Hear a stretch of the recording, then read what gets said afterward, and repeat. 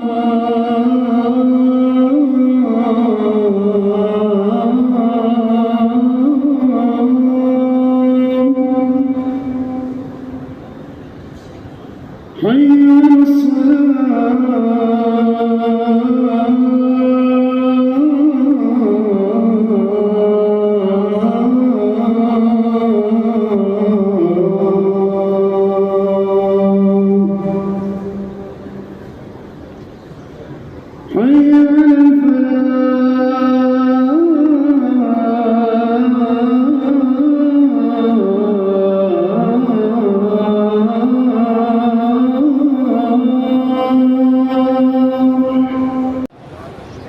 الله الرحمن الرحيم، والصلاة والسلام على سيد المرسلين وأشرف الخلق.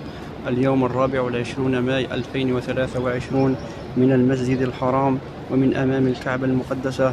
أتشرف بالدعاء لأختي ليندا المعروفة بليندا مارساي. أتمنى من الله عز وجل أن يحفظها ويحفظ أمها وإخوتها وأخواتها ويحفظ أبنائها ويوفقهم فيما يحبه الله ويرضاه. أتمنى أن يجعل قلبها نورا، وفي لسانها نورا، وفي سمعها نورا، وفي بصرها نورا، ومن فوقها نور، ومن تحتها نور، وعن يمينها نور، وعن شمالها نور، ومن بين يديها نور، ومن خلفها نور. واجعل في نفسها نورا وأعظم لها نورا. اللهم إني أسألك التوفيق في حياتها، وسخر لها ما يريح قلبها وبالها، واسعدها وارزقها، وهب لها ما تتمنى وما تريد، واجبر خاطرها يا الله. اللهم سخر لها أسباب الراحة.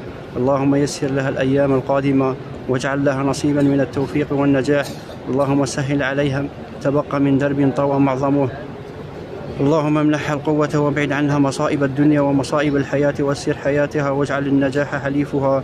اللهم استودعك قلب أختي الغالية ليندا فأسعدها. اللهم إني أسألك خير المسألة وخير الدعاء وخير النجاح وخير العمل اللهم وفق أختي وسخر لها الخير أينما كان.